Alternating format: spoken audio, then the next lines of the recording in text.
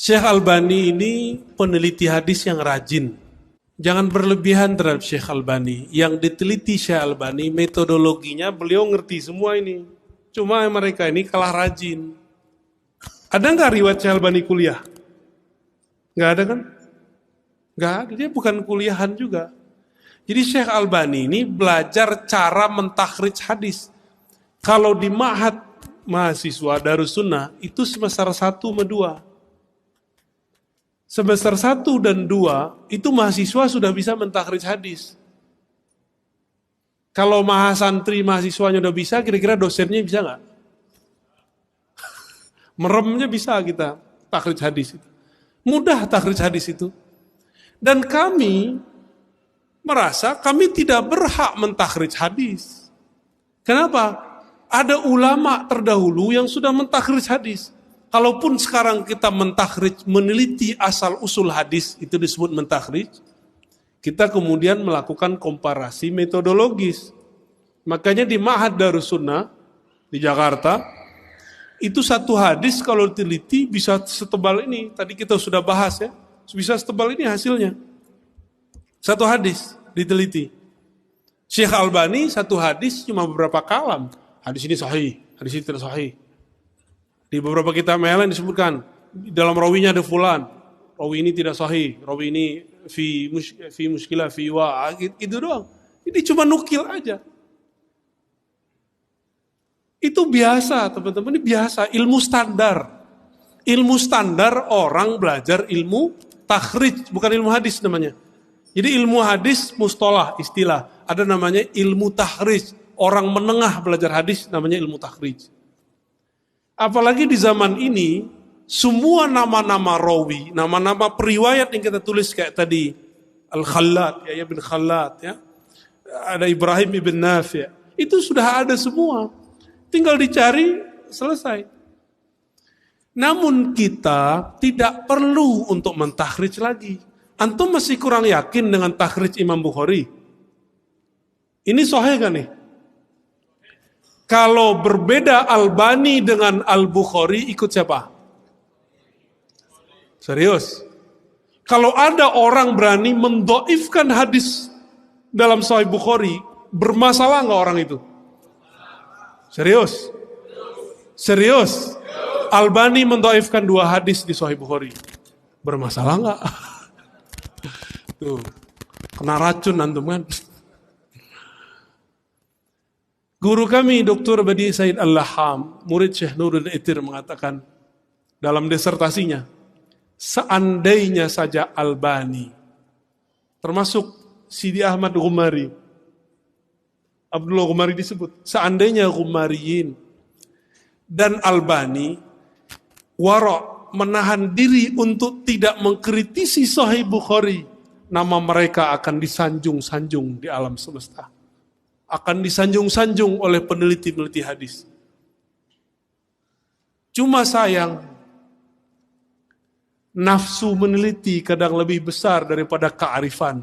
Syekh Albani pun bernafsu mendoifkan 2 hadis di Sahih Bukhari.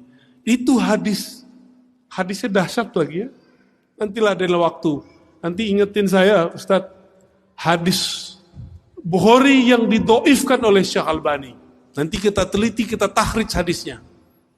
Di mana kekeliruan Syekh Albani, di mana tertipunya Syekh Albani. Kira-kira yang tertipu Al-Bukhari atau Albani? Serius? Yakin? Masa Al-Bukhari ketipu, ya enggak? Albani gurunya enggak nyampe 10. Itu kalau di kitabnya ada salah satu orang yang nulis tentang tarjamah Albani, gurunya cuma sebutkan 3. Ditambah guru ijazah 1. 5 lah ya sama bapaknya.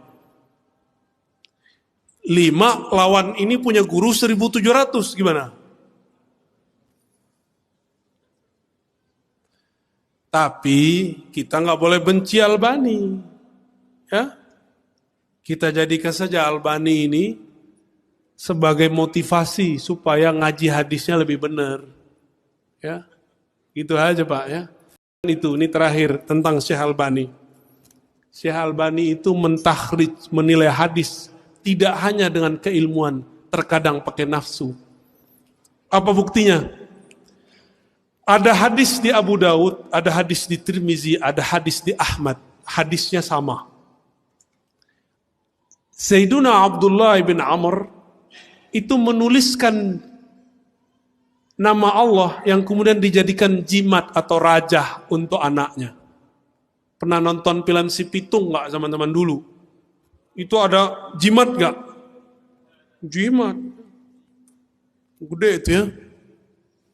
Mirip-mirip itu, apa namanya? Bukan X-Men, itu apa namanya? Avenger. Tapi beda.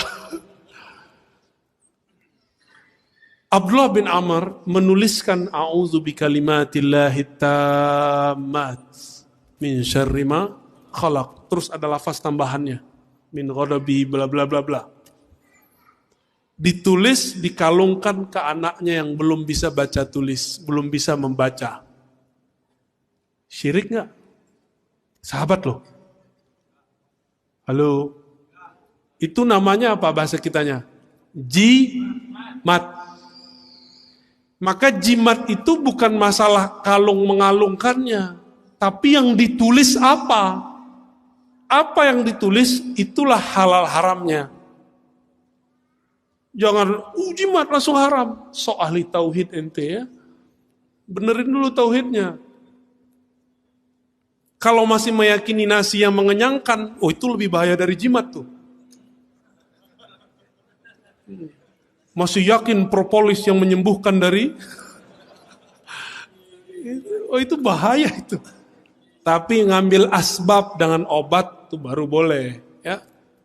Apa kata Syekh Albani? Ini beraninya dia kepada Rasulullah, beraninya dia kepada ulama-ulama pengabdi khidmah ke Rasulullah. Ini yang meriwayatkan Imam siapa? Abu Daud, Tirmizi, Ahmad. Imam Tirmizi bilang ini hadis sahih, hasan sahih. Antum bisa bayangin, ini dokter hadis ini. Nyebut Imam Tirmizi langsung keluar sahihnya. Ya. Apa kata Syekh Albani? Separuh yang awal sahih, separuh belakang nggak sahih. Separuh awal kalimat a'udzu bikalimatillahi tammat sahih. Tapi kalau Ibnu Amr nulis dikalungkan nggak sahih. Padahal sanadnya sama, lafaznya satu. Bahasanya apa Ustaz? Tanaqud, kontradiktif. Bahkan dalam dirinya sendiri kontradiktif. Itu kaidah dari mana cara mentakhrij begitu? Ini saya pertanyaan. Kalau berbeda murid Bukhari namanya Tirmizi dengan Albani, ikut siapa? Tirmizi lah. Ya. Imam Tirmizi bilang sahih, Albani bilang separuh sahih, separuh enggak sahih. Antum ikut siapa? Siapa yang ikut hawa nafsu? Maka benarlah Masyaikh Syam, ulama Syam berkata, Albani idza ajabahu sahhaha. Kalau dia takjub dia sahihkan. Wa idza lam yu'jibhu dha'afah. Kalau dia enggak takjub, dhaif.